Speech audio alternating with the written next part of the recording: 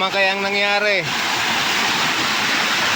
At na bigla na naman naging putik itong maago sa sapa.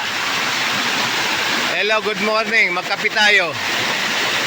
Napabidyo saglit dahil sa ang agos ng sapa ngayon ay putik na naman. Putik ng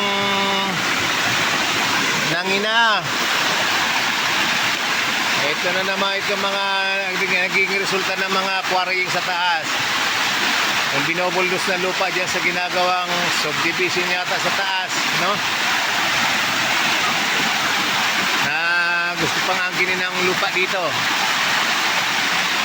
Yan na naman ngayon ang resulta. Ito.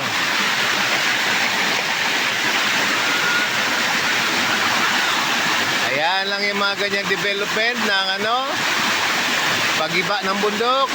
Ay sige, gigibayin din ang kabayanan yan. Kami dito at least medyo safe.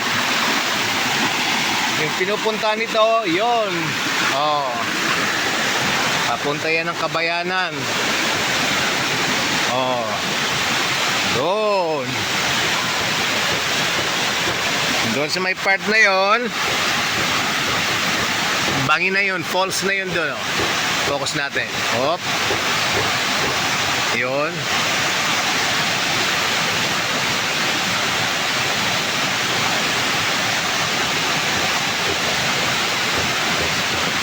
Ayan.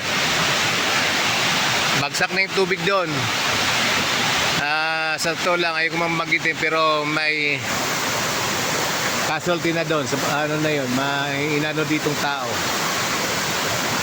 Ayan, nabanggit ko na.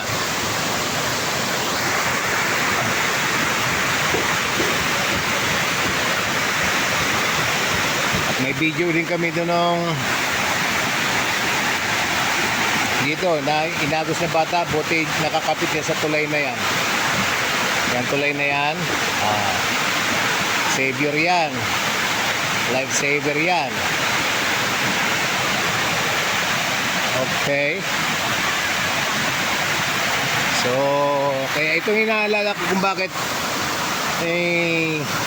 nung natingga ginagawa nung summer yung yung tulay,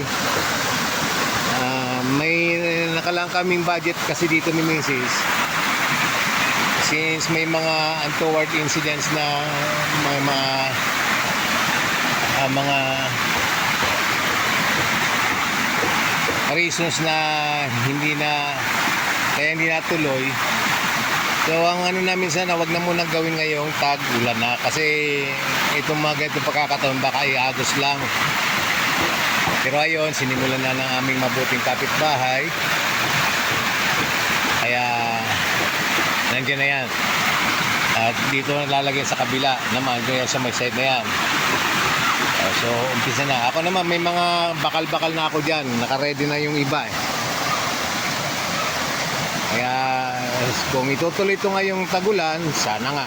Pero mas the best sana kung sa summer na lang ulit. Kaya sige lang, come out May. Pero ito lang binibidyoan ko ngayon, itong sapa na inagusan na naman ng pagkadami-daming putik. So, ibig sabihin, meron na naman doon bumunwak na natrap na tubig kagabi. Sobrang ulan. Natrap si Luna dyan sa kabila naman, separate story. Sa kabila, naglayas yung aso namin. Natrap siya dyan, nirescue ko kagabi, nilagyan ko ng tali dito. Meron akong separate na video actually, not sure kung may upload ko. Tali ako dito ng lubid para sigurado makatawid ako doon. Mawid ako doon. Panigurado. Kinuha ko si Luna dyan. Kaya tali ako ng tubig just in case na agusin ako. At least ang bala ko pag dahil sa gitna inanod ako hagis ko si Luna, mapilayan man at least safe na siya. Awa ng Diyos, nakatawid naman ako ng maayos.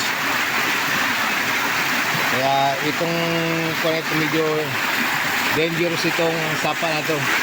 napakataas, ang bilis tumaas ng tubig pag pag bumabaha. So yun lang, nakapag-video na naman tuloy dahil tuloy-tuloy naman itong mga events na tuloy sa Tagulan na kasi. Actually ito, yung mga gilid-gilid dito ngayon nagkakaroon na naman ng mga bukal. Ayan oh. Pagdating ng summer wala yan, pero ngayon may mga bukal na. Itong daanan sana pagdating ng Tagulan nagiging sapa din. Oh. Ayan. So anyway, yun lang. Almost actually nasa 10 minutes na nakakaraan. Pero hindi pa humupa yung yung agos na putik. Ibig sabihin talagang malakas yung bumulak. So sana nga okay lang to. Sana nga. Okay, yun lang. Thank you very much.